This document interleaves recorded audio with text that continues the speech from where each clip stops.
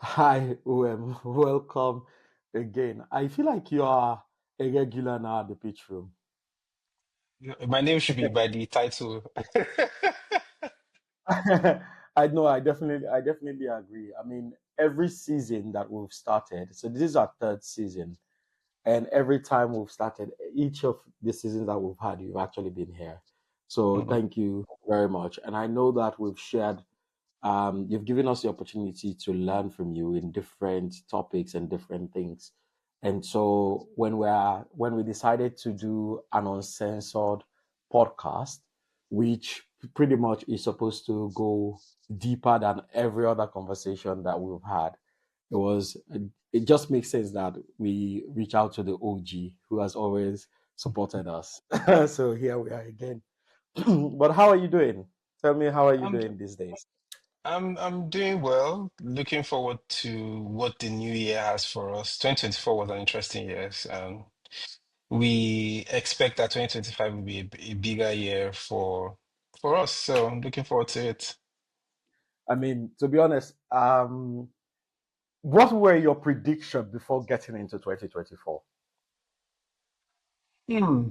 I sort of knew that 2024 would be somewhat of a difficult year, especially with the way the global economy was moving. Um, Usually when there are wars and rumors of wars, you find that Mm, the economies tend to pull back. So we had Israel Palestine debacle, we had the Russian Ukraine war. So it was expected that the global economy would sort of slow down. And somewhat happened. We saw that inflection of that in the capital market. So we knew the year would be difficult. Did I expect to be as difficult as it was? In some ways, no. I expected that even with how the capital markets looked, the potential of Africa, like we've been saying and we see and we breathe and we live it, we expect that other people would see it. It was a bit difficult convincing people that, hey, this is a continent you should be investing in. mhm. So it was quite an interesting period. Not a lot of our predictions came right, but in the end, I think it ended up being a good year. Given all the stories you hear from that's happened in the African tech ecosystem and um, all the happenings in terms of the impact work that has been done from all the investment in climate tech to the ecosystems that we've been trying to build across Africa. It's been an interesting period, and I think it turned out to be a good year, even if it was. And then there's that whole talk about, sure, if it's tech IP, who owns? You don't want a situation where you don't pay your developer, they lock, they lock your database. These are real things that have happened. I kid you not. you you People, you you cannot you log into you, the. you witnessed this situation because what that's one of In my life, the I've seen so many things. I've seen so many things. let, I've let's not seen. yeah go on go I've on. seen situations where people could not log into the app because the founder outsourced part of the tech, but in handing over, the guy did not hand over everything. Ooh. And then the guy then held the company to ransom because, again, the founder did not pay him off, pay all the things he was supposed to pay. So he locked him out of the app. I've seen situations where one of the co-founders eventually, I mean, they raised money, sold some secondaries, and the co-founders checked out of the business. I've seen co-founders fight for the stupidest of Situational reasons. entrepreneur. Now you've So raised the money, so why stay? yeah, so it's again, sometimes investors are not always, they're not harsh because they choose to be harsh. They've seen so many things that if they tell you all the horror stories they've seen, it will be crazy. It's difficult here. I mean, what I think one of the things that I'm still very curious about. So we all knew, like you said, we all knew it was going to be a difficult year because, frankly, it started off in 2023. So we knew that 2024 was going to take some sort Mm. of that level of shape. But what do you think from the things that we are not predicted? What do you Mm. think? makes 2024 so hard? I think that it was mainly one, access to capital, two, inflation, Mm, and that's forex risk. So you find out that there was so much devaluation across board from Nigeria to Ghana to Kenya to Egypt. All the local currencies struggled. I don't think everybody anticipated that it would all happen at the same time. And so all across board, it was just hard grappling with looking at businesses and founders that are building great products, doing great services, but when you report it in dollar terms, it looks like they're not doing any work.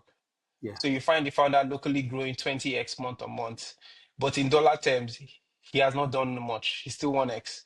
So it was a difficult pill to swallow because it also shows the tenacity and how African founders tend to push hard despite the situations that they end up finding themselves in. So hats off to every African founder that is building on continent. In short, every founder building on continent, hats off to you. I know you're doing it's been a tough year, and I know that you're doing the Lord's work. Just keep on pushing and pushing. We'll get to the promised land.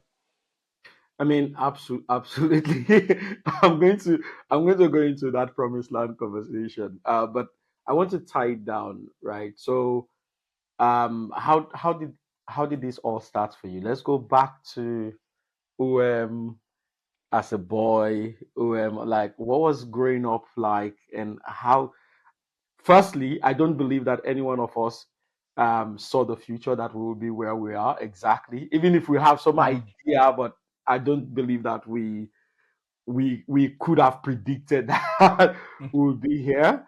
But so tell me a bit about that background, that upbringing. What makes I want to really get people to understand where the resilience is coming from. Mhm. Like, it's Before I something go that into that, there are people with two heads and three heads that actually know where they're going to. I had friends who knew they were going to 10 years from now, they're going to work in X place, and they actually did it. I had a friend that calculated his CGPA to the dot in what? university. Yes, he knew from 200 level what he was going to graduate with. And sometimes he was refusing to score full marks because he knew he was going to get his final GT. So trust me, there are people that are like that. There are extra smart people like that.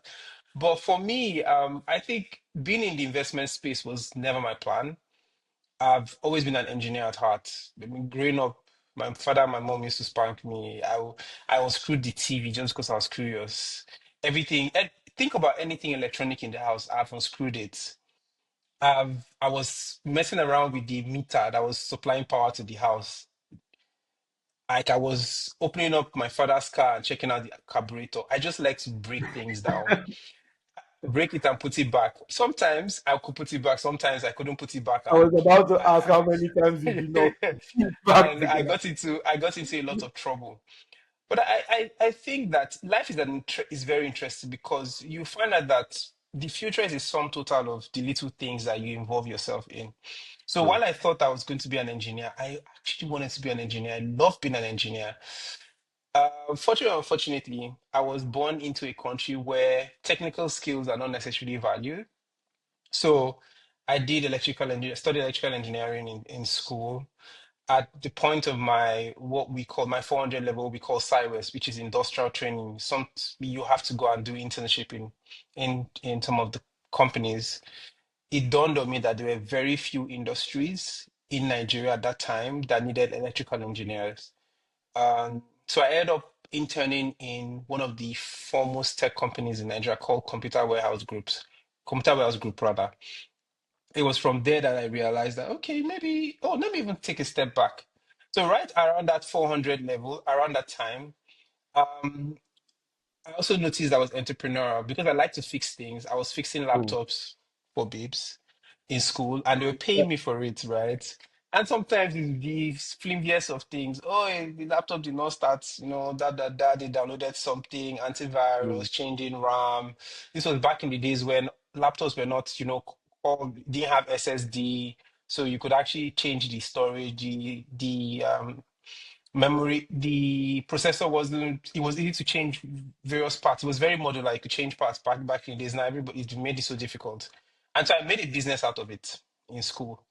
And that was where I began to see that I was very interested in the tech side of things. When I mean tech, the now tech is a broad word, but the part that had to do with computers, even if I Mm. didn't study computer engineering, I actually enjoyed it. I was making money out of it. And so during my industrial training or my internship, I ended up in a technology service company called Computer Warehouse Group, which at that time was, and still one of the biggest um, technology service companies in Nigeria. They were servicing then Barclays Bank when they were in Nigeria, servicing some of the biggest banks. They were servicing Mobile, Shell, and so what they used to do then was almost every week they would place you in these companies to be IT support staff. And so from there, I kind of honed my skills in that, being in that technical space. I also forgot to mention that in school, because I was meddling around with computers, I taught myself how to build websites. I mean, if anybody can remember the days of Dreamweaver, I was building websites from. So, Literally taught myself to build websites, so, just for the fun so, of it. yeah. So let me pause you. So Yeah, when you told me that you build websites, yeah. I'm still very genuinely surprised because for some reason, I this is a background of it that I've never really explored. So what are you hiding? Why are you not letting people know that you're actually this tech guy who used to develop these websites? Like what are you hiding?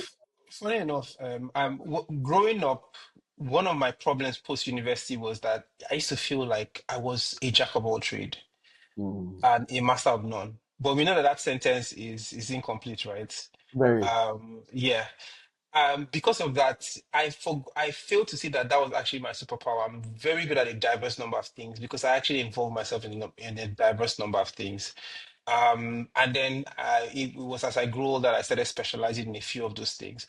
But being having cross-functional skills has helped me thrive all through my career. In short, every step of the way till I end up in investment, in venture capital, was because I had diverse set of skills.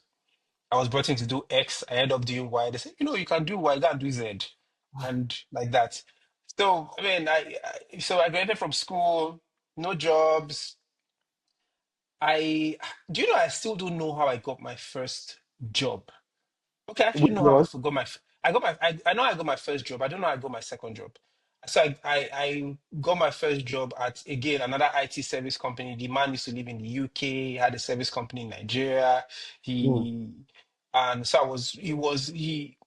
I was working for him for a while, and then one day I got an email. Thank you. We got your CV. Come for an interview. I don't know if I applied. Maybe I applied. I don't remember. I just know I got an email. Hess Holdings is one of the companies of one of the richest men in Nigeria and in Africa. They say, come for an interview. So I go for the first interview. They put me in an office, a super cold office, make me wait for 4 hours for that interview. And I remember that after that, they said, I'm never going to work there again. I'll never go back.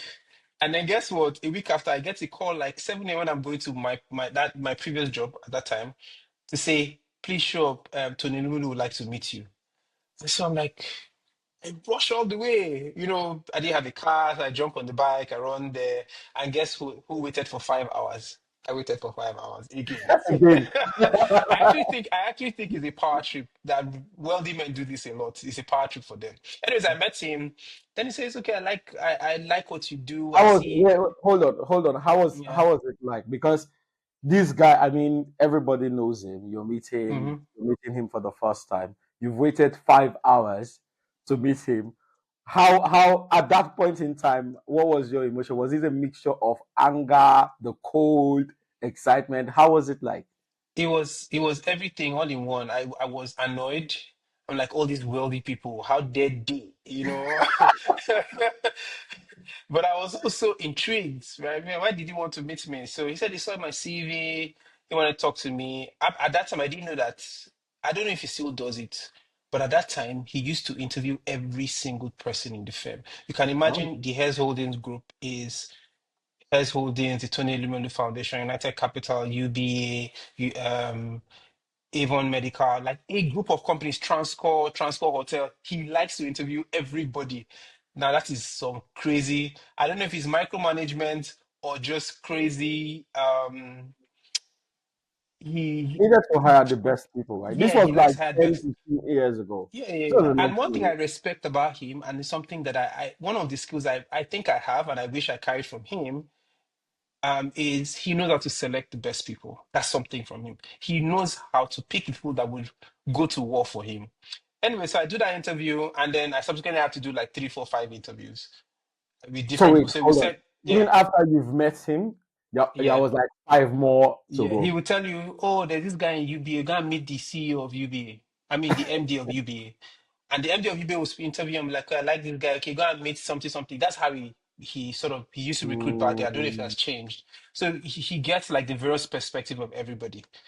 And so I resume in the company and I'm told, well, we liked you. Our IT department is not that we have an IT department. We're unsure of how we want to structure it. But for now, I want you to come in and manage my website. So I join and I'm managing his website. His personal Um, website. yeah, the his personal website and the office website. And then from there, I'm helping him catalog his contacts and all that. And then then eventually I start working in the IT department. And I remember our first real project was to migrate from Google Workspace. This version of Google Workspace is good. The one 15 years ago was terrible. We're going to migrate to Microsoft. Mm. And we saw Pepe. That was one of my first enterprise migration where the mail stopped working and we had to show up at this man's house on a Sunday by, was it 6 a.m. or 7 a.m. to stand in front of him and explain to him why his emails were not working. And back then, he used to use BlackBerry. He had a BlackBerry server in the UBA headquarters in the building. And so he said, you must call BlackBerry. I'm like, we call him BlackBerry. Like, call Oh, BlackBerry. this was on a Sunday. Yes, call BlackBerry. Tell them to fix the problem now. You're not living here till you fix the problem. See all of us, me and then my line manager back then, who is one of the best bosses that I've ever had. We're calling people, we're saying, do you know this person? We're doing, you know this person, we're calling, we get BlackBerry. BlackBerry is saying, well, it's not from them, it's MTN. MTN is saying, no, it's not from them, it's this. Oh my God. And they're saying, no, it's Microsoft. The mail did not migrate properly. So me, my line manager, and then the firm that was the third party vendor that we got the Microsoft licensing from, we were just there standing in front of him trying to figure out things. But that experience, what I remember it very well is that it taught me one thing that's been clear in my mind. Every time you do a major project, the customer must never feel the point of failure. Things can go wrong behind the scene, but that's not the customer's business. The most important thing is that your key stakeholder must never experience problems. And Mm. that was one lesson that I carried on throughout my career. And there's even a funny story where when I joined the Tony Elumu Foundation, I will tell you how I joined that. We were supposed to announce the 1,000 entrepreneurs. And the night before, when I was trying to back up the site, I deleted the database. Okay. So, Wait, hold on. That's that's a lot. So yeah, yeah. that's So, a lot. yeah, So firstly, you've had this opportunity. You've met him the first time. 5 hours yeah, later, and then you've gone through this rigorous process, and then there was no IT team, and then but he still wanted you to be part of the team, and then you start yeah. managing his website. Email happened, and now you're deleting databases. What was A going on? regular day in the life of a tech person, to be honest, things always happen. But again, let me just go back to the story of how I got here.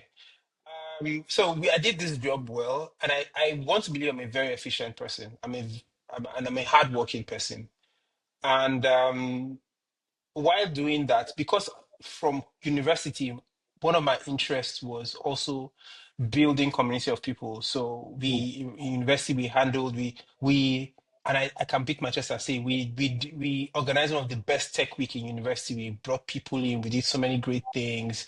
Oh, by the way, I used to be in a dance crew in university. So we sort of built communities, and I felt like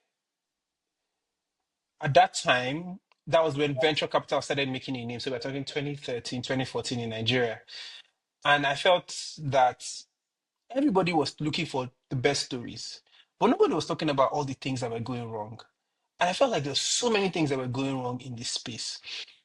And then I and my But girlfriend, that's no, he's but not my that's but wife. that's still the case, though, is it not? Yeah, but it's better now. I and my girlfriend, who is not my wife now, I said, let's do a community of entrepreneurs. And I saw a community in Silicon Valley called Startup Grind. I sent it to her and I was like, this is what I need us to do. And so we signed them up, we signed up with them, and they kind of ran it's not necessarily a franchise model, but you were allowed to use their brand to build a community. And so we built Startup Grind Lagos at that Hmm. time. And it was very successful because we spread to other states. We even spread to other countries. So from Startup Grind Lagos, the guy in Benin opened his.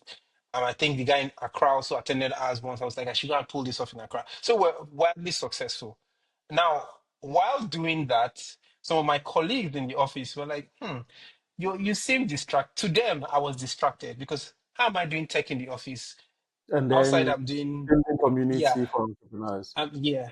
But which is another lesson that I learned. Again, a lot of things I'm going to be saying here is I learned the importance of a sponsor. Now, I didn't say mentor, a sponsor.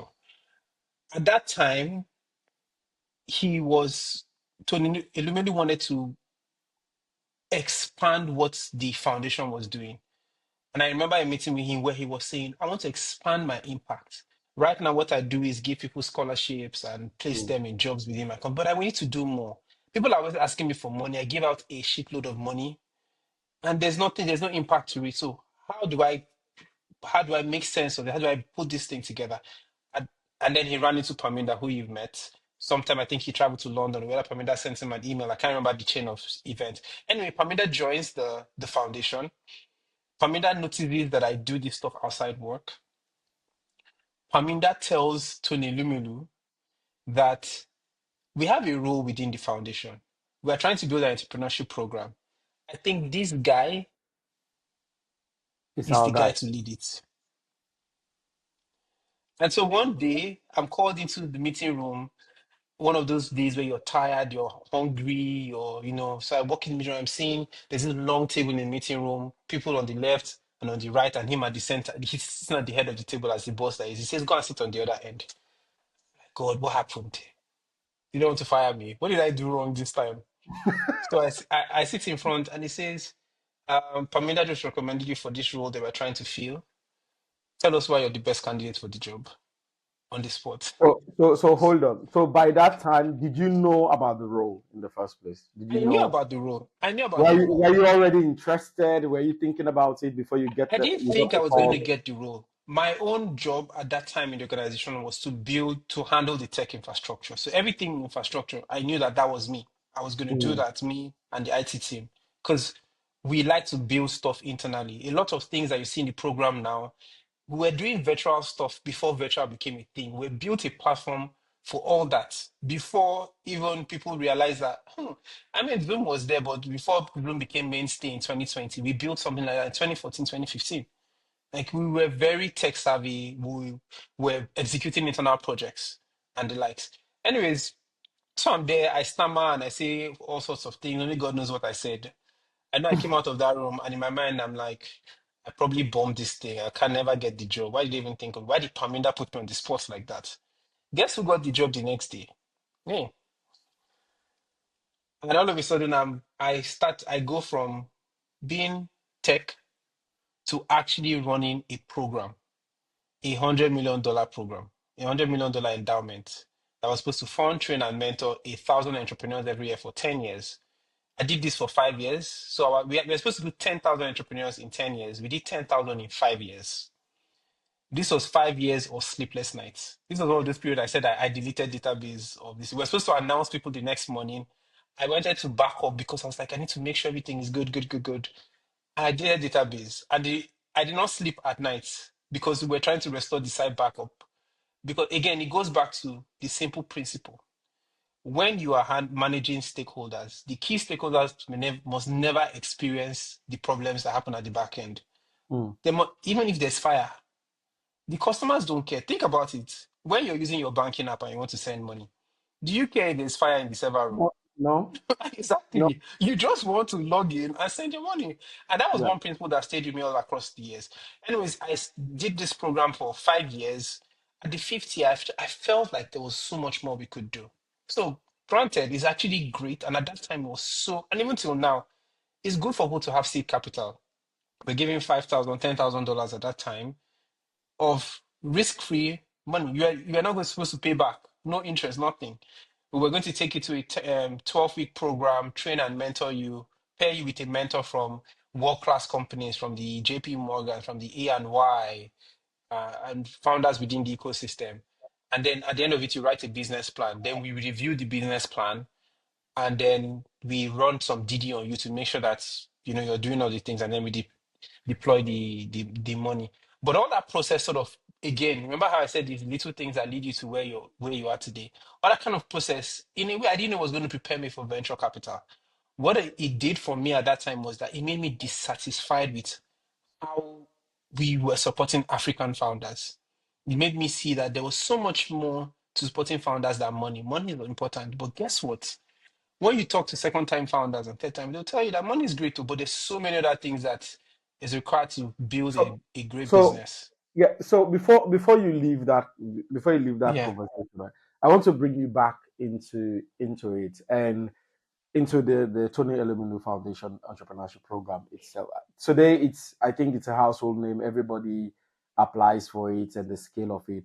But from the core of the program, from when you actually set out to create this impact, was it a distribution or do you like what were like the key result that you were looking out for to say a program is successful? And the reason why I'm asking this is because I'm guessing that foundation must have supported maybe close to 100,000 entrepreneurs now, right? If I'm Mhm. not exaggerating, and it's good to sometimes to just understand like what is the actual result of these, some the actual impact that these programs have created outside of just the funding. And because you and I have we know that sometimes people go in for this program, they don't have any plans to be entrepreneurs. It's the money. Mm. They can put together a very nice application, get in, get the money, get out. Sometimes they go with just ideas. Some people go with businesses. I just would like you to frame what like the early days of success looks like at the time, and what were the primary indicators that you're looking at. And for us, one, we wanted Pan-African impact. And what that meant was What that we needed, what does that mean? Yeah, what is I'm that guessing impact? there, what that meant is that we needed to have coverage from across all the 54 countries on the continent, which meant that we had to be speaking to people on the ground across the 54 countries, and we had to be getting applications from them. Now, this was an early stage accelerator program, which meant you could apply with just an idea or an Mm, early stage business. Ensure your business must had to be between 0 and 3 years. That was one of the criteria. So for us, one was Pan-African coverage, two was gender equity, and you will find that we till today were one of the few indigenous accelerator programs that managed to build out a program that there was gender parity. Like you could, if you look at the numbers, you find that there are equally, the same amount of yes. women and men, and it was intentional. Like we African men are interesting, man. You will set down the program and say, we are targeting women. Guess who will apply? Men. You Yeah. have to start field training and then calling people. And then you hear men saying, hello, talking like women. See, wait, I, wait, hold on. Did that actually happen? Did I'm telling you, I kid you not. These things happen. so, Or somebody that so somebody that will give his wife to apply for him so he can take the money to do whatever he wants to do. wait, And hold on. Provide context. Like when this happened, what was your reaction hearing a man on the phone? shock. At first, it was shock, and then we got used to it because we're seeing this every year. Every Mm, year. We're seeing this every year, and it's interesting. So there was that. But for us, part of it was we were trying to measure impact by one, jobs, how many jobs the businesses could create. Two, what? the improvement of welfare of the founder and the people that he recruited. So improvement of welfare could be that, when he started the business, he could pay 1,000 naira salary. Now he's paying 3,000 naira, right? It could be that now in his office, they now have a play area for their staff that have children. So we were also mentioning that. So I think those were basically two of the most important things we were using to measure impact on the business side. And then three, we're also looking at um, how are we redefining the narrative around Africa. So, because that's one thing that Tony Lumelu is very big on, and he coined the word called Africapitalism, in the Yeah. sense that we can use, we can be capitalists, right? But we can make it Africa-centric. We can use it for the benefit of the continent. So instead of it being very extractive, we can extract but also give back and sort of better the people within the continent. And so those were some of the things that we're looking at. Yeah. So, the reason why I asked that is because, so I know some Tony Elumu Foundation Mhm, alumni entrepreneurs, and in fact, one of these entrepreneurs that I've actually worked with, Shamin, incredible individual, and now she's killing it like globally. But she's one of those entrepreneurs that is flying under the radar. So there's not a lot mhm, of venture light on her, but she's like killing it everywhere. But then I also know many other people that have gotten this $5,000 mhm, and they've gotten the training and they actually never did anything. So when they came back from the program, mhm. nothing else happened. So what was like the follow up structure, like ensuring that you So like accountability was set in at when a you, very when early you build a program like this, you start out with a strategy and you start out with what your goals are. The thing is, you cannot be everything to everyone. Yes. And if you're trying to sort of manage the process end to end, to some extent, it becomes a very expensive endeavor. And so we had to decide what part of the value chain did we want to impact and how do Mm. we make the most catalytic impact. And for us, it was that initial seed funding. In short, one of the reasons I left was because I felt we could have been doing more on the post investment side, and I wanted to do more on that end. But think about it, managing a program that big and doing some sort of post investment side of things, it's a lot of work, it's a lot of Yeah. resources for Yeah. one man to do. So and we're a very lean team, very lean team. We've always been a lean team. Jokingly, I remember my wife now telling me one day you marry this man, you decide if you want to marry him or you marry me. And then she was my fiance then, anyways. But yeah, because I was always working.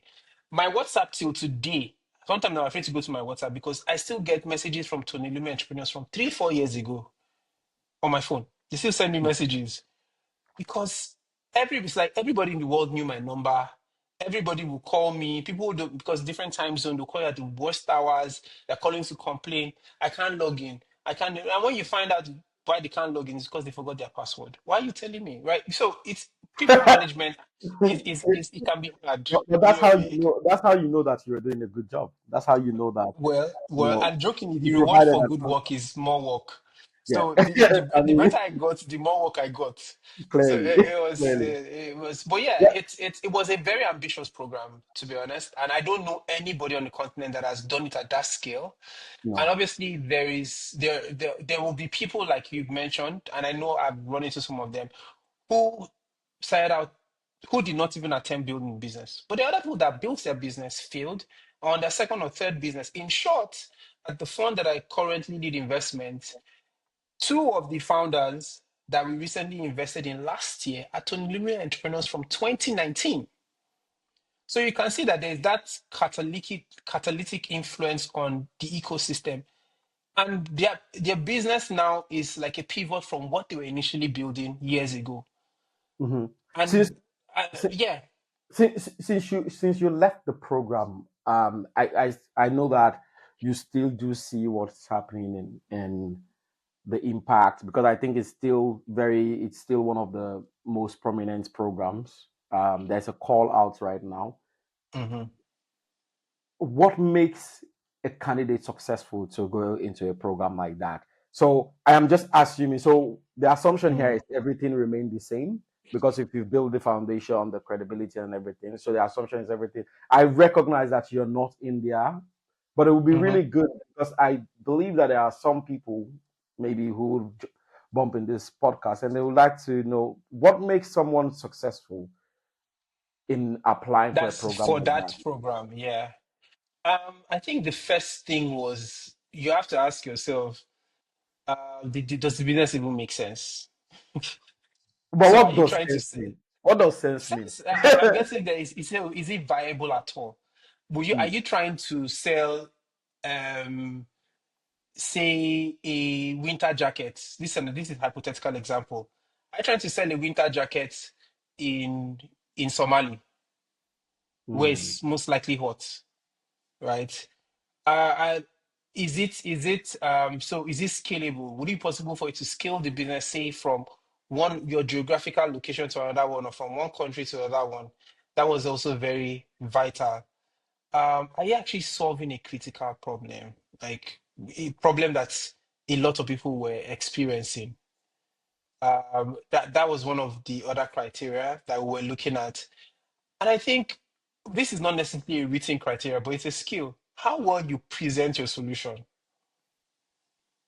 Because I find that African founders are solving some of the best problems. But guess what?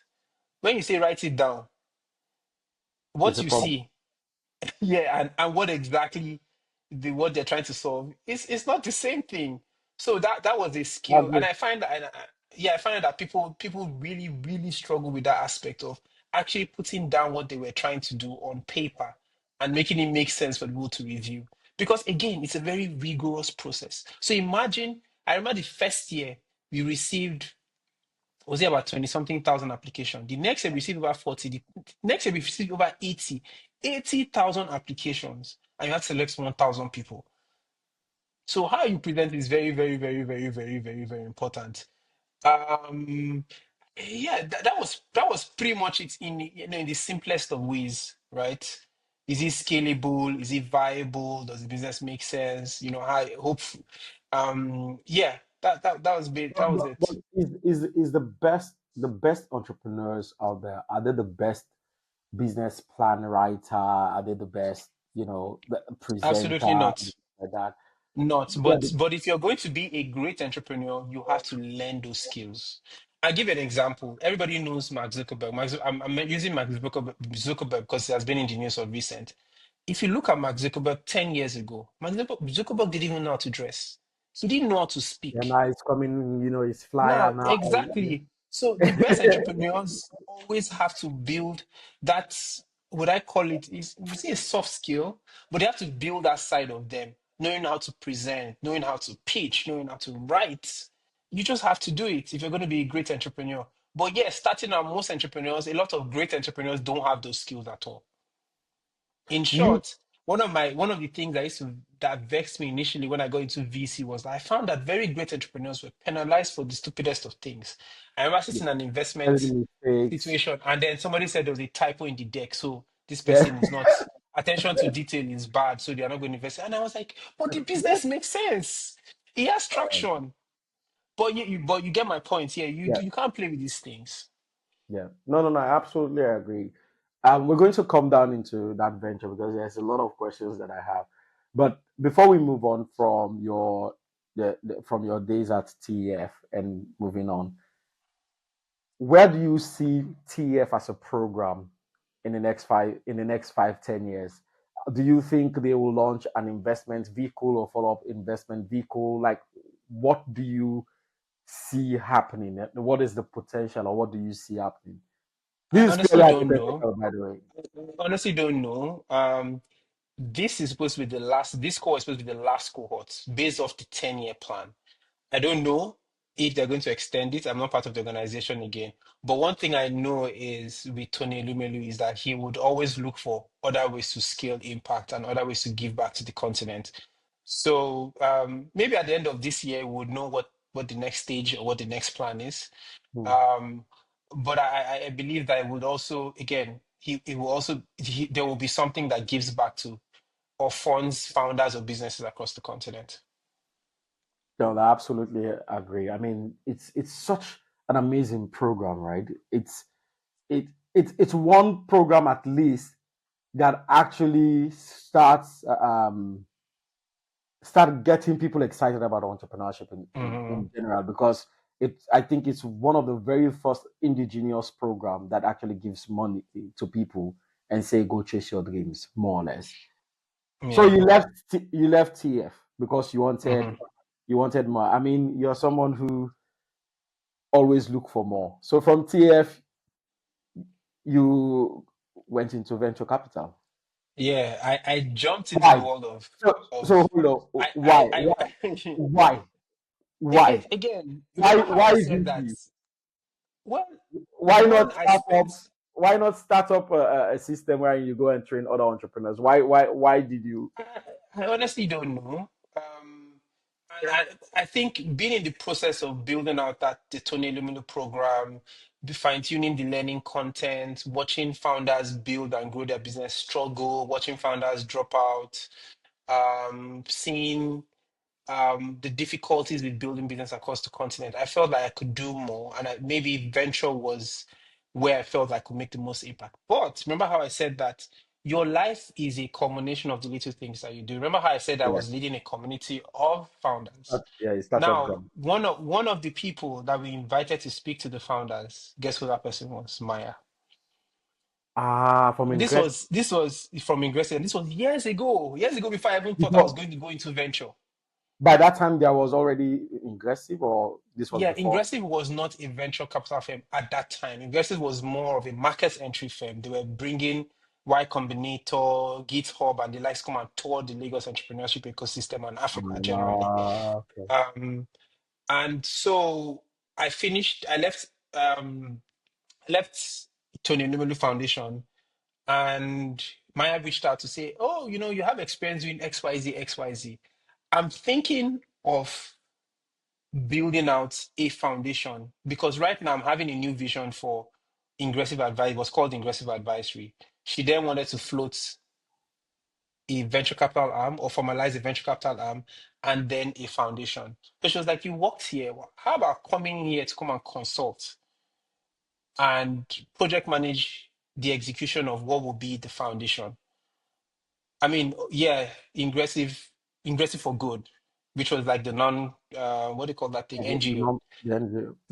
Or not for profits. And so I joined. Well, we didn't really join. I didn't really join. We sat down. We, looked at things. We built our plans. And she said, "Ah, you seem to know so much about this investment space. You know what? Can you also double up and also work with me with the Ingressive Capital? Let's set up a structure for the firm. Let's hire people. Let's make sense of everything." And so before I knew it, I joined as a project manager in Ingressive Capital. The next thing, I became head of investments, and next I was VP operations. So I was like, again, jack of all trades. I was doing operational stuff. I was also investing. I helped build the structure out in aggressive capital. Hired really solid set of people. Did a lot of great investments, and then I think in year three or year four, I was like, okay, I think I need to go to the next thing. But yeah, for me, why I told this story was that maybe if I didn't meet Maya years ago, I might not have joined Ingressive. But because my thing is when you do stuff, you do it well. And when I lock into something, I always try to do it to the best of my ability. And I guess that in doing all those little things I was doing by the side, which some people might say is a side hustle, it wasn't a side hustle because it was not making me money. I was spending my money.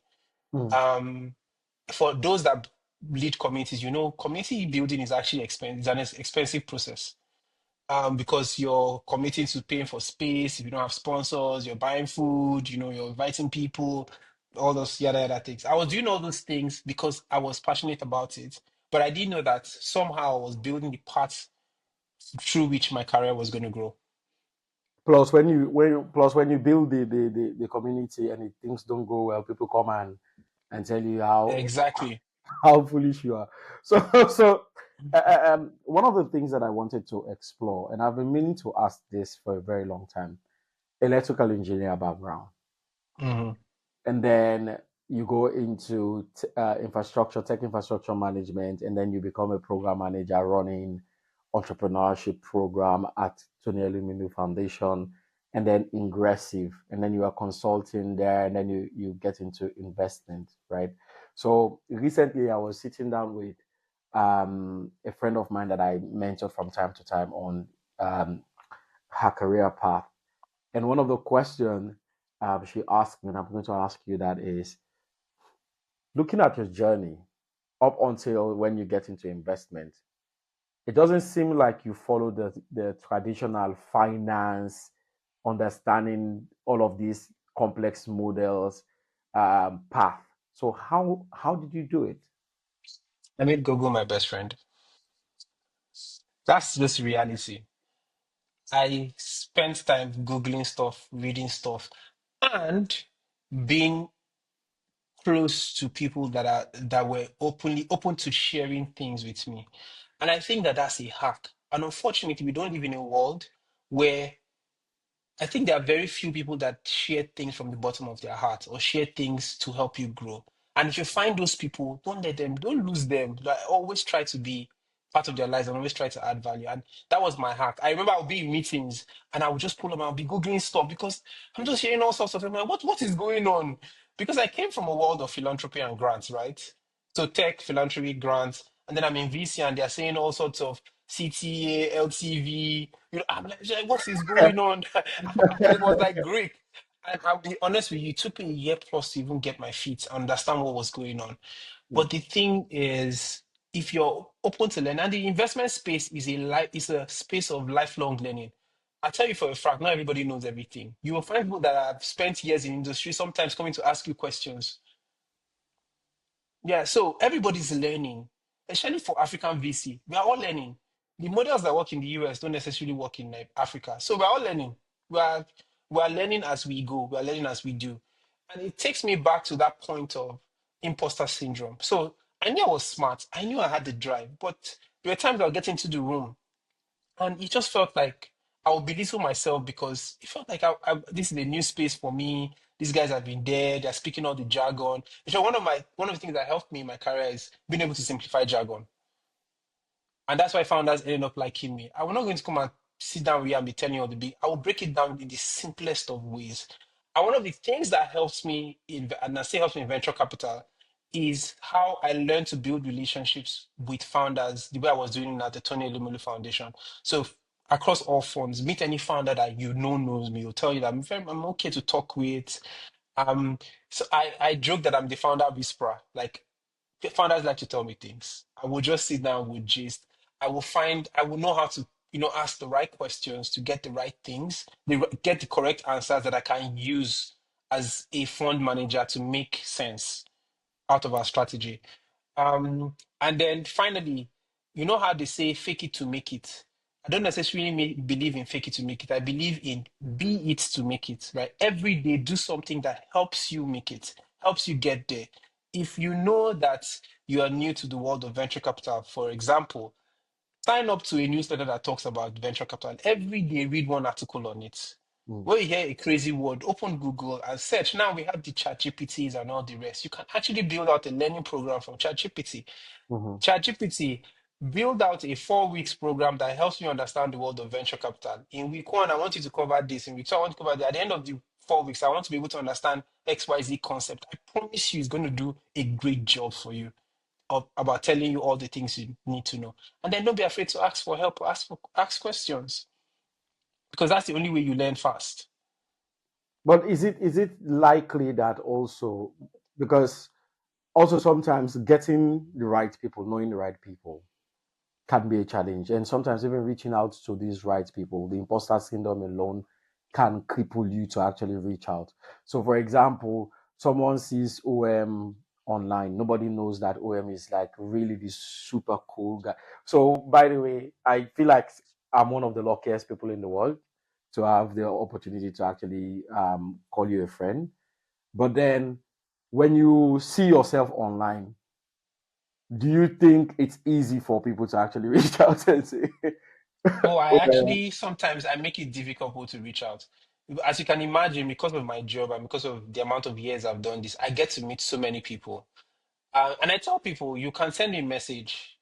You have to learn the art of follow up because so many people are vying for my attention. I also have work that I need to do.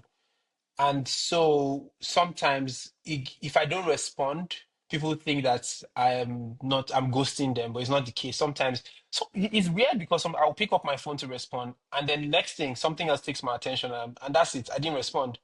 But I had actually had the intention of responding. Anyways, the point is, even if you reach out to people like me or anybody in the ecosystem that you want advice from or want to hear from them, learn the art of follow up. Because they didn't respond doesn't mean they didn't want to respond. Sometimes life happens, they're busy, they don't see it. Sometimes I know somebody that only responds to their WhatsApp messages on the weekends. Sometimes it's just how they work. So yeah, if you need to reach out to me, reach out to me. If I do respond, which I do eventually, good.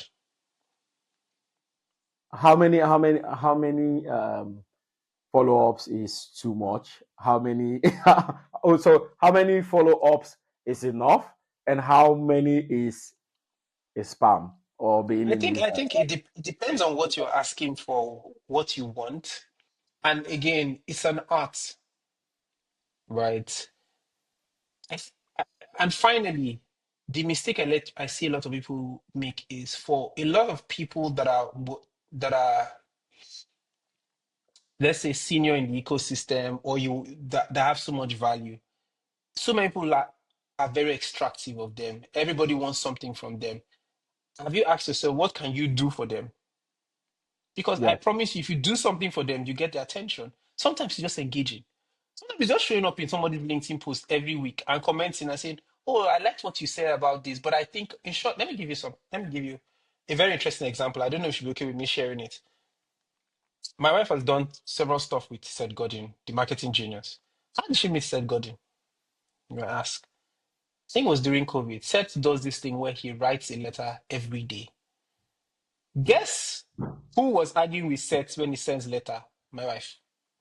She will hmm. send an email. No, she will send stuff. She will respond and say, "Oh, thank you, Seth, for this, but I don't believe this. I think that is XYZ."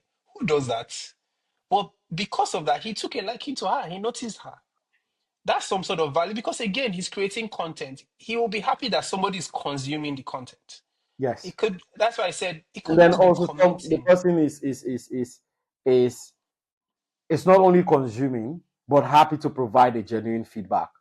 Exactly. Exactly. So it could be that you heard somebody say something on stage and you go help them. It could be that you're trying to get to an investor and you go and help one of his portfolio companies. Hmm. Find ways to add value. And because the world is full of noise right now, it is people that sort of have some sort of value that people tend to remember or recognize, right? So are you engaging with them in a way that you're creating value for them? Sometimes you see people tweet, "Oh, I need XYZ, XYZ." Have you be, have you tried to help that person? One of the things that helped me years ago was that I used to be a very good connector. If you need something, I'll know somebody that knows somebody that knows somebody that can do it for you. I cannot do it, but I'll know somebody that do it, right? And I will connect you, and you will always remember that I was the one that. Well, human beings forget, so Yeah, sometimes people remember that I did this thing, and they'll be like, "Oh, this guy helped me." Yeah, so. yeah. No, I absolutely agree with you. I mean, so venture capital, and I feel like this is going to be a masterclass because of the journey that you've come through, right? So I've spoken to even me. I've been in this industry for a while. So sometimes there are some people that I speak to on venture capital that makes me feel as if like a complete idiot. So it's so complex, so hard to understand. Nothing. I leave the conversation more confused than getting into the conversation. Then there are other people that I speak to that breaks things down in a way that really really makes sense, right? So let's break it down, shall we? What really does venture capital mean for an African founder? Hmm.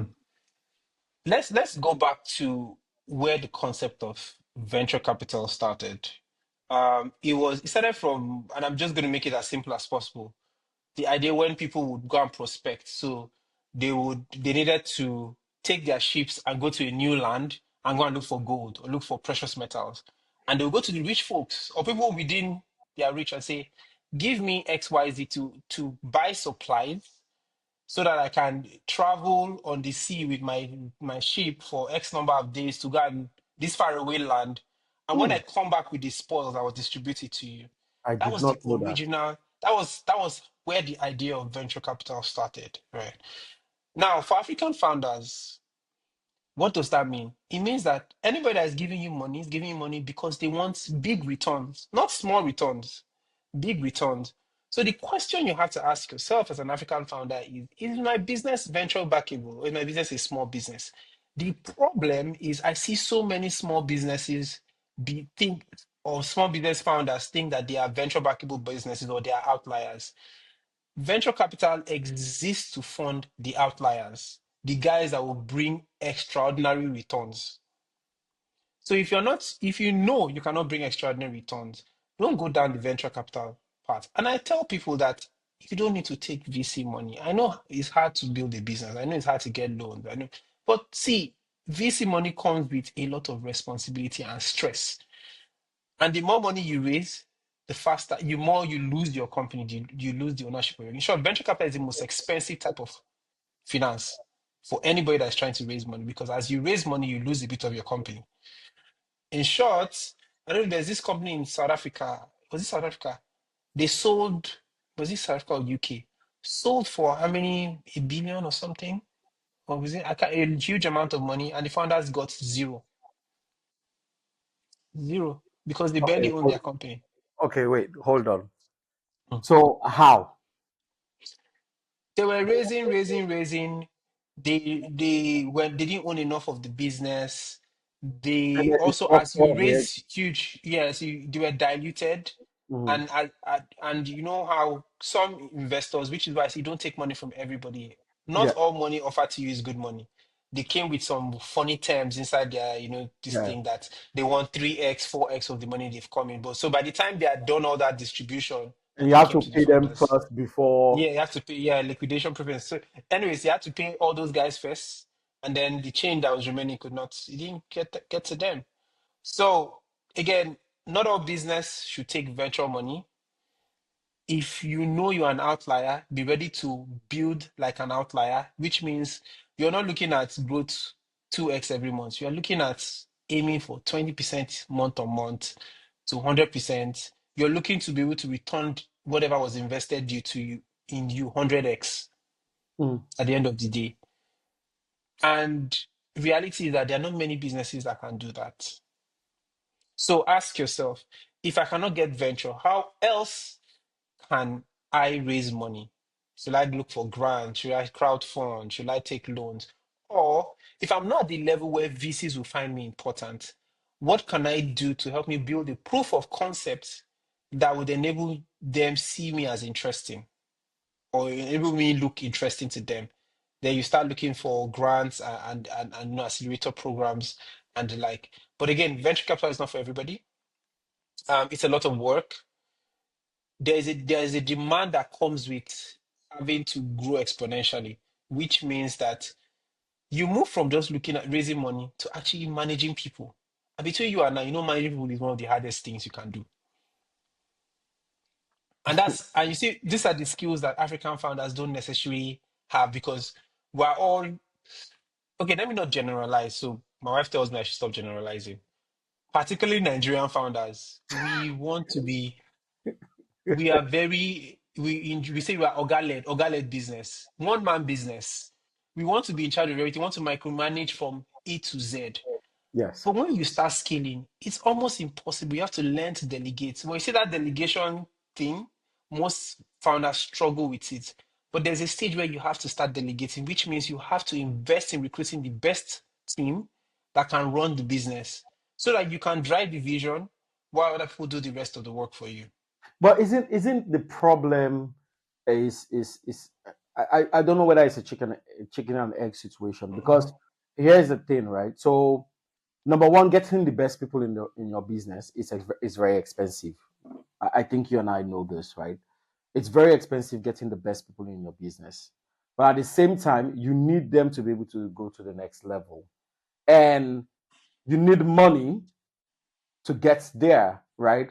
And the investors need you to get to that level before they give you money. So how does a founder really navigate that?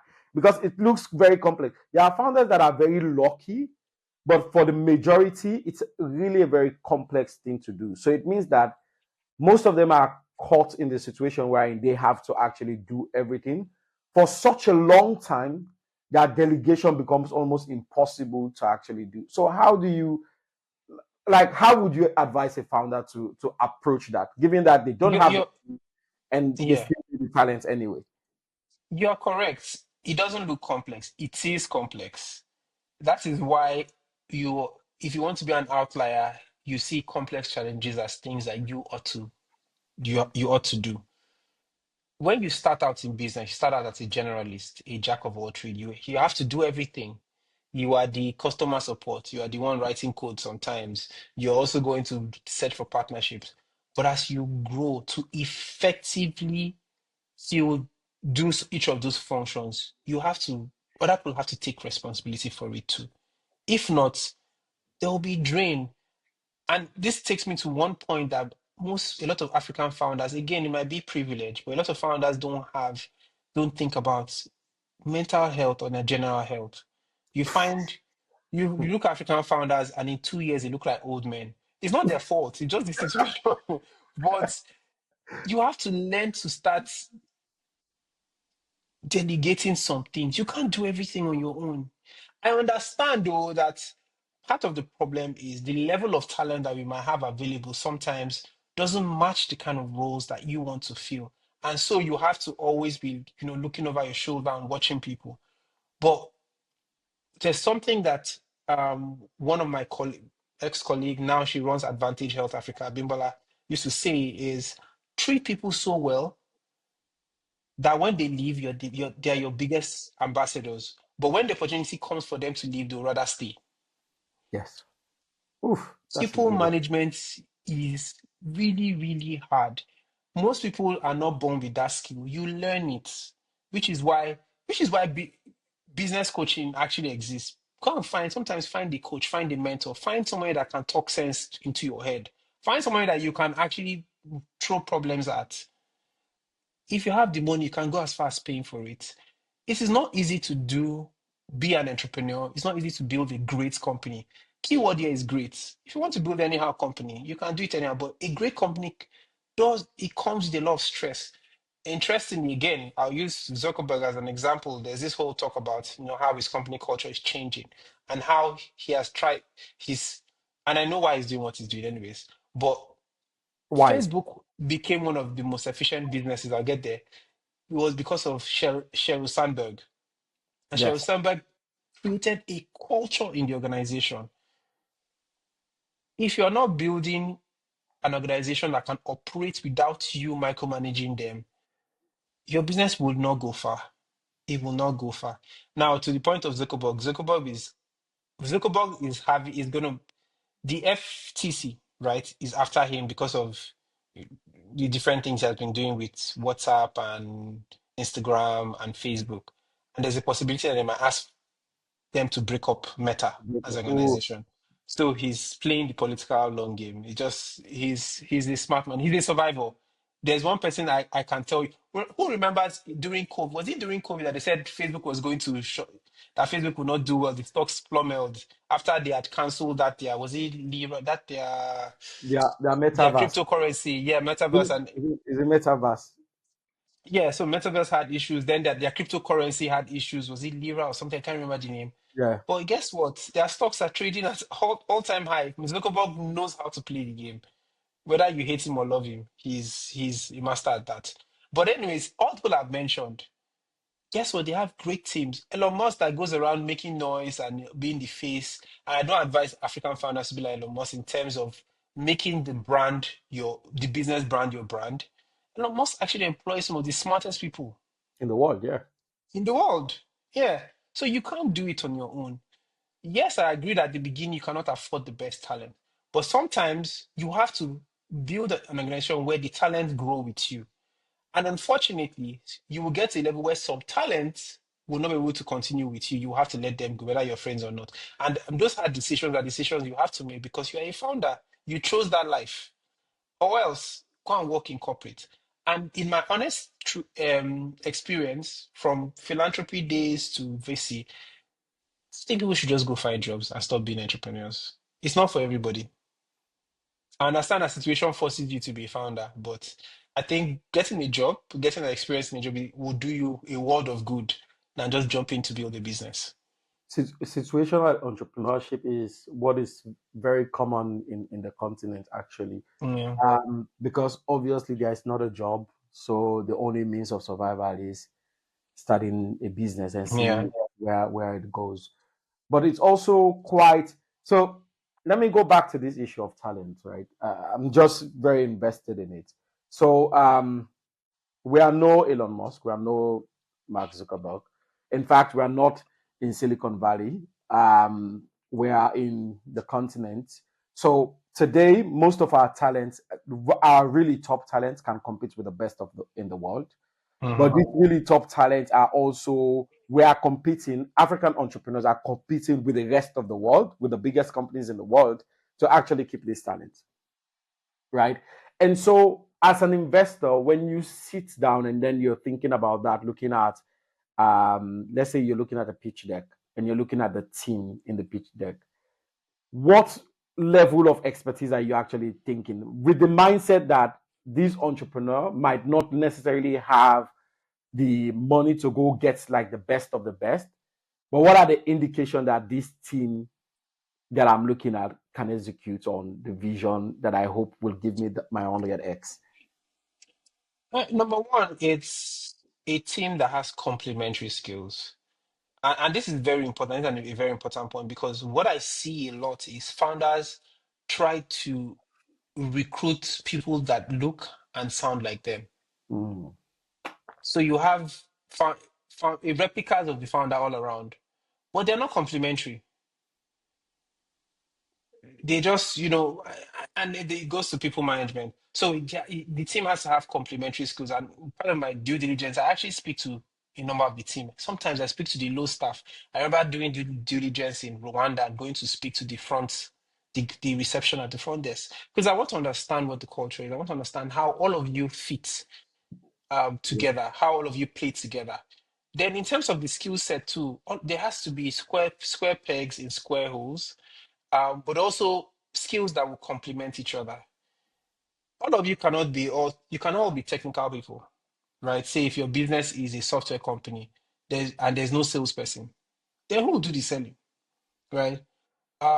So at the first thing I'm looking at the team is how do their skills intersect, and how do they meet to help solve to help build the business at the current stage they are in, because the expectations for talent in a business when they are very early is different from when they're in their growth phase, right? So at that stage of their growth, is this the right talent for them? And if they don't have the right talent, is there a plan to fill that gap? And Mm. you see sometimes people put in their deck, right? When we raise money, we want to recruit XYZ, XYZ, or these are the milestones we're looking at. That is what we're looking at the very beginning. If it's a technology company, obviously you need a CTO. You need a CTO, you need somebody that's selling and blah blah blah. This is not saying that we have never invested in a company that had an outsourced tech team. We did a business recently that outsourced their tech to India. Part of our requirements after investing in them was that you need to build a local tech team. However, I mean, they're doing well. They did about 60K in revenues in December. This was a business we invested about 3 months, so around October, and they were barely scratching 10K. So Now it's then. possible for you to have an outsourced team. It's just that there has to be confidence in you as the management team to be able to lead them. Mm. So there's one thing that I saw that I wanted to talk to you about. It was a tweet. This tweet it was made by someone who you actually know, and the tweet reads very simple: "Founders can lie." tell, me, tell me about that. Like, What happened, OM?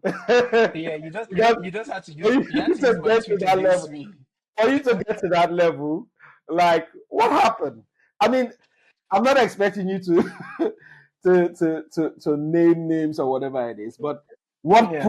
what pushed you to the level wherein you had to say you just had to And the say that. follow up to that tweet also was that also likewise investors lie a lot too. Anyways, but yeah, I mean this was a situation where um unfortunately the money that was raised for the business was going into personal expenses, and so the money was round tripped into personal expenses. And when the founder was caught and the board was looking at the whole thing, the founder was coming up with all sorts of stories and blah blah blah, and it was just bewildering that a founder that you trust can do that kind of thing.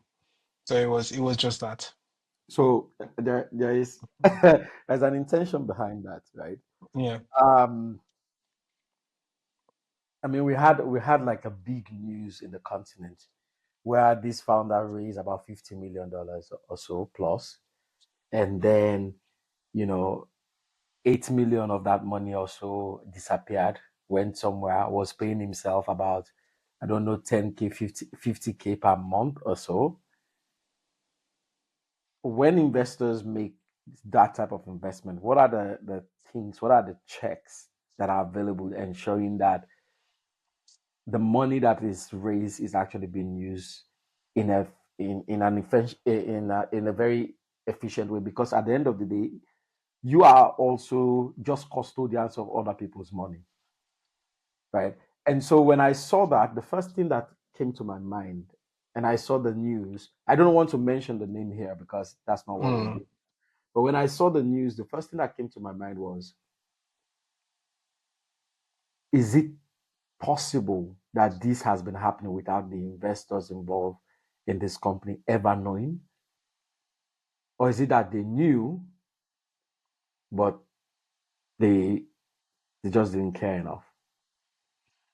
It's a very interesting question, but I would say that this is actually not a one-off experience across the board. This happens in the US a lot. You've heard all the story of the Forbes 30 under 30, Yeah, founders. 100%. This happens in Asia. In short, recently in China, investors are taking founders to court to pay back all the Yeah. money. I think that This level is of not new. I just have to put this out there. This is not saying that what they're doing is right or is wrong or blah blah blah. I'm just saying that this is not just an African thing. It's a people thing. It's a people problem.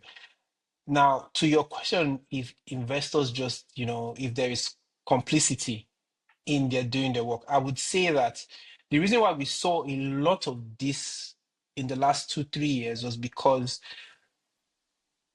investors stopped putting effort into due diligence. They were operating from a place of FOMO. There was so much money chasing deals. People wanted to be in the best deals. And so they just said, if this guy is investing, that means they must have done their work. Let me just put money into it. Now we can see the implications. It is backfiring now. mm, So, I mean, what this has shown, and a lot of founders that tried to raise last year will tell you, investors now are looking at everything to the T, right? This is also not saying that people will not see a criminal is a criminal. That's a fact.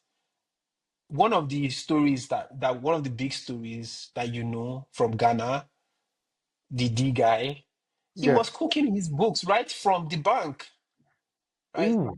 Because How even before sophisticated. yeah, exactly. So he went as far of as working with somebody in the bank to cook the books, so that even the consulting company was food.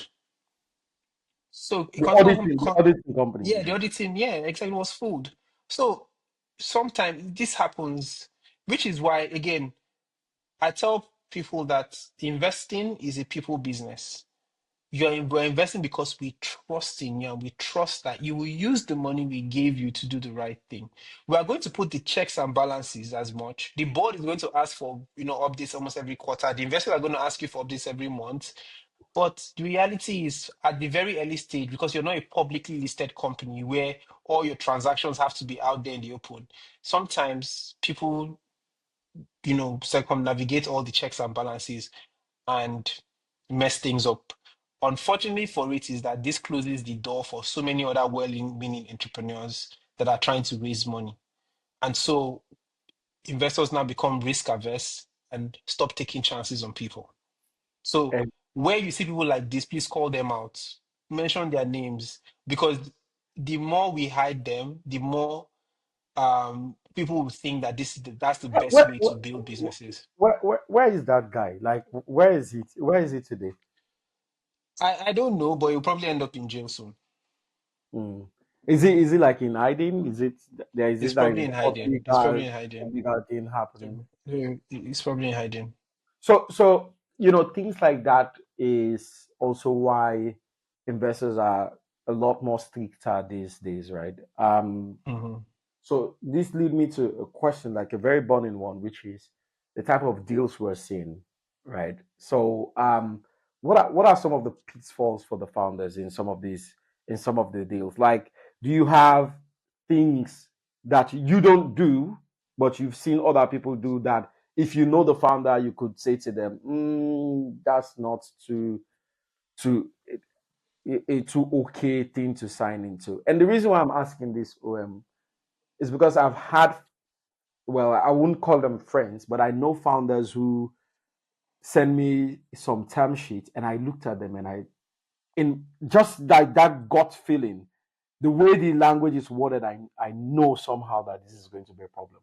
But because the founders Mm. are desperate, because 2023 has been, such a bad year, 2024 was even more, you know, whatever, founders seem to not have any choice. So how are we how do you think we can get to a position of trust again, wherein deals begin to be fair to even founders? I mean, fair in this term is subjective. It depends on who the founder is. I think it's a multi-layered question. And I mean, there are two sides to the coin here. We have the founders, we have the investors. I would say where there are bad actors, don't be afraid to call them out. If you're an investor, you've invested. One of the reasons why investors don't like to call people out is one, it makes them look bad because the people will now say, why didn't you do your due diligence very well? But I think that we need to go past that shame and start calling people out. And we've even seen some of it happen in Silicon Valley. The same thing with founders. And this one more especially, founders don't do this because they're afraid that they'll be blacklisted. But man, if an investor does you dirty, please come out and say it. So that other founders don't make the mistake and so that they don't also those investors don't think that they can go around being sharks and tying founders into terrible deals. But beyond that, I remember in 2014, people will give you 10K and ask for 60% of your business. I remember very quite well. So the ecosystem has grown. We're calling these things out quite early, and I expect that people will begin to call those things out. Where for founders, please make where you cannot afford it, you cannot afford a lawyer. Make friends with lawyers, make friends with fellow founders, make friends with with investors, so that you can run things by them.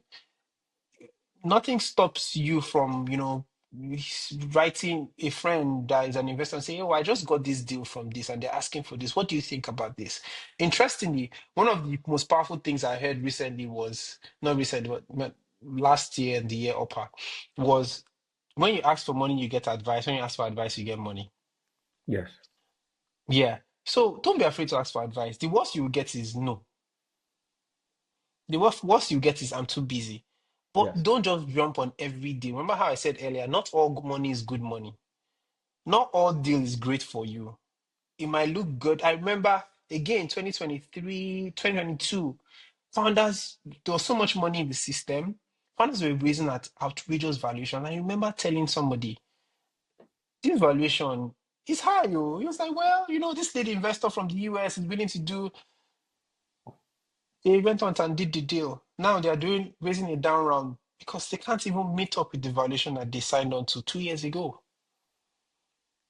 So ask for advice, ask people for help. It takes a village to build a great company. I understand that finding that village can be hard, but don't just do things on your own. And there's enough resources. Sometimes, again, make Google your friend, make LLM your friend. Obviously, sometimes they hallucinate, sometimes they don't give you the right answer, but sometimes just learning to write the right prompt and asking for advice on what do I do here is a good first step to finding clarity. Yeah, no, I absolutely agree. I mean, we've been going on this conversation for a while.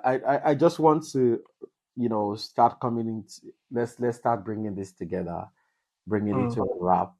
And today you are investing at launch, leading investment at launch. You've done some really amazing deals. I don't want to really get into some of these things, but one of the things that I'm beginning to see is the excitement around AI. And of course, climate companies seem to still be making a lot of money um, at the same time. What does artificial intelligence means for Africa, and what are some of the solutions you're seeing today in the continent, and what are the really good use cases, and which one are just not worthy to mm. even put into the mark? I'd say that we didn't even start seeing AI. Yeah, we started seeing it in 2020. And AI at that time, we're seeing AI decks with blockchain. And then crypto came and blew everybody out of the water, and everybody forgot that Yeah, people were you building know, the AI space.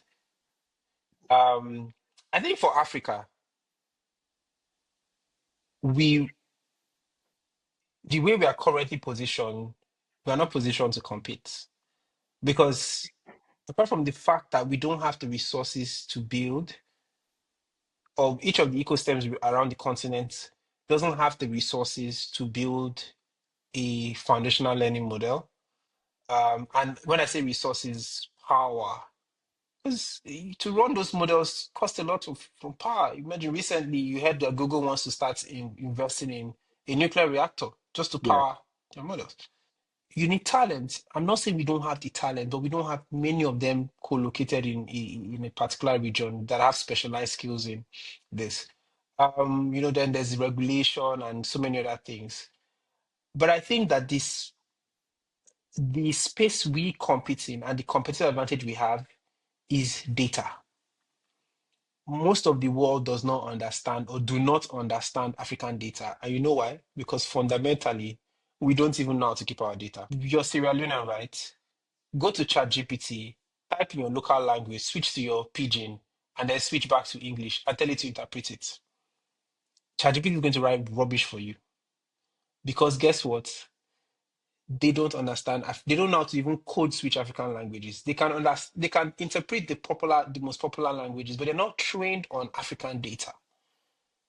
The companies that will win in the AI space for Africa are those that are trained on African data. So not building the foundational models, but training or developing models that work with our data. And those are the kind of companies I am looking for. Companies that are taking what exists and building it on already existing models to mhm, make traditional industries more efficient and more effective. A good example is a company that we did an investment in called Tumei. I like Tumei. Why? It's simple. People will say, it's just an What? Okay, what do they do? Fundamentally, what they do is that they help you extract insights and sentiments from your customer's voice. So text, calls, so text from phones, social media, calls. And what this means is that, when you call your telco and they say, this call is recorded for training purposes, guess what happens? Nobody does anything. It's just stored in one server. Now, this AI can go in and no matter the language you're speaking, sure they've been able to interpret to a large extent 45 popular African languages. No matter how it is mixed, they can draw out sentiments from it. They can help you see what the customer is saying, help you pick out what the emotion the customer was feeling when they were on that mm, call, all those little things. It sounds simple, but it's actually very hard. And they're already building the model. They are not necessarily building the model, but they're annotating the data in such a way that Now, Microsoft is interested in what they're doing. By the way, Microsoft just built one of the smallest models in the world that runs locally and it actually can compete with ChatGPT. So instead of fighting, struggling with Microsoft, why not build adjacent to what these AI models, the big guys need? And it is data. OpenAI spends a ton of money on getting people to label data in Africa. Do you know that? They pay people in Kenya and are like, and they pay them below minimum wage to, oh, this is a box. This is how they say this in Swahili. This is how people, it's people's jobs. So another company that I like in Morocco called Deep Echo. What does Deep Echo do? Deep Echo basically trained their model to be able to help clinic assistants interpret scans from pregnant women. I forgot what do they call that? Sonograms from pregnant women. Yeah. There's a particular word for that. And now they are going for an FDA approval. You know why? Because in the US, they're interested in that because most models are built for Caucasians. They're not built for Black people. They're not built for Africans. So if you are built space, you need to ask yourself, how am I building with the African data in mind? And that is where I think we will win data. Because if you can solve for data, then you can scale it across all the Black people or the Africans or people that have African gene across the continent. If it's from healthcare and cosmetic, and the likes. So that's the opportunity. That's my own personal thesis. That's the opportunity I see in AI. Obviously, with climate tech and all the rest, we are beginning to see people integrate AI. My problem is when I hear people say AI, sometimes it's not AI, it's just simple machine learning, right? Simple if this or that, nothing. And I don't think that we are going to see people build generate AGIs on the continent. However, there's an opportunity with data. If you've tried to do any research on Africa, you will know how hard it is to get data. Go online and check, look for data of, number of farmers who are below the age of X age in Liberia. You probably will never find that data. So anybody that is going around collecting that data, storing it in such a way that the big models can leverage on it and use, those are the guys that are going to most likely make it a shitload of money in the next couple of years. Seems like I've lost you. Hi, CD. Hey, CD. Okay. Can you hear me? Hello. I'm here. Hello. Yeah, I can hear you. So sorry about that. So Your battery um eventually died. yeah, my battery died. No, but thank you so much for the time and the conversation. What I will do is, of course, I'll cut that break. So if you if you're ready, we can just run it back from where we stopped. Just 2 minutes. I'll just give a closing anyways because of the timing. Yeah. Yeah. Yeah, and you can cut it. I'm going to mark the clip right here so I know. Okay. All right. Okay. So, no, it's been a privilege having this conversation with you. Thank you so much. I think again, like I said, you are one of our OGs. So, 3 seasons. Can you imagine the first season we did almost about 50 plus episodes. And then the second season of the picture, we did about 15 episodes. So we dropped we dropped significantly. We are hoping to pick this conversation up again this year, but having a lot more thorough, a lot more deep dive into some of the things that we are trying to explore as a conversation. To end 2025, we are back Mhm. again. We're back here.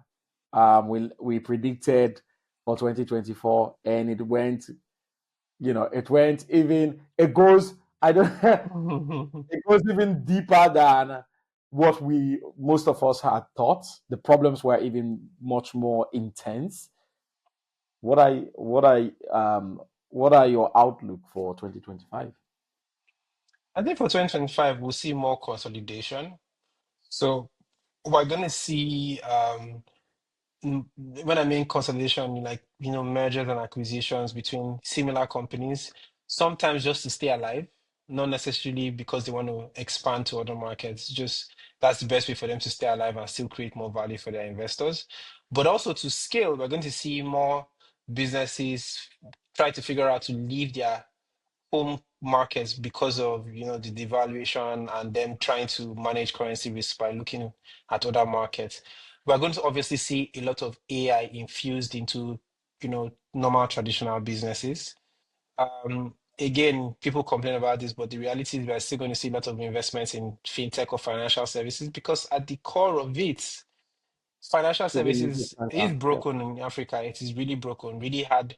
Just as it is hard to move people trade. I mean, financial services are important for trade across the continent, trade and access to capital, and those things are really, really, really, really broken. So I expect to see that. We're going to see more formalization again around taxes, which is might be good and bad for founders because on one end, founders or startups might become exempt to taxes. On the other end, we might find governments looking to tax startups more because they're trying to raise capital because the year has been really, last year was really tough and governments needs to raise money. So we're going to see what the good thing there is that more legislation that helps us identify what is a startup and what is not, right? In each of the markets. What else? I think that the investment slowed down in African startups in 2024. We're going to see it pick up again in 2025. Um, with the elections in the US finally over and DJT finally president, I think the capital markets are going to rally. Um, Interest, most likely the central banks might drop or maintain interest rates. And what that means is that people will start looking for other markets to diversify their Yeah. portfolio, which means that some of that money Money is going to come back to from Africa. that. So, I mean, it's going to be I think it's going to be a positive year. I think this is going to end on a high. I Mhm. just expect that African founders, one, will build with trying to solve a fundamental problem at the core.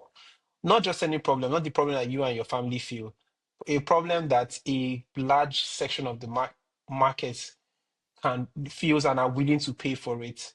I hope that founders are doing that, looking for product market fits, not pseudo product market fit, not my first 100 people. I'm talking of 1,000, 2,000 people willing to pay for your products, and founders looking to scale. Founders start thinking scale from the very beginning. So at the beginning, you're servicing 10 people, but in your mind, you know that in the next 1 year, you want to be able to service 2,000, 5,000, 10,000 people. How are you building the structures at the very beginning to help you get to that place? That again, that's what I expect to see from founders. But in terms of the industry, I've mentioned AI, fintech is definitely going to be big. Financial services, I'm mixing the two because insurance is now a big deal. We're seeing people building tools that help you diversify their investments through alternative investments, real estate, and the likes. Health tech, the population is very young, but it also means that we have an aging population that we don't care about anymore. Um, you know, Healthcare is going to be big. EdTech, we have young people, universities cannot keep up. We're going to see people build alternative ways for upskilling talent. So health tech is very, and then lastly, cybersecurity. Because of the rise of AI, we're going to have a lot of security challenges and fraud on the continent. Hmm. And I expect people to build, a lot of people to build in that space. Well, there you go. Thank you so much, Mhm. Uwem, for coming Mhm. to the podcast.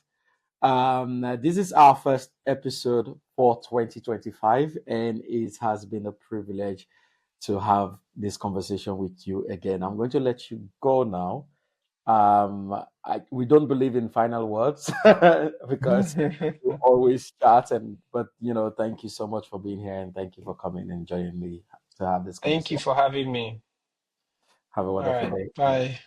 Bye.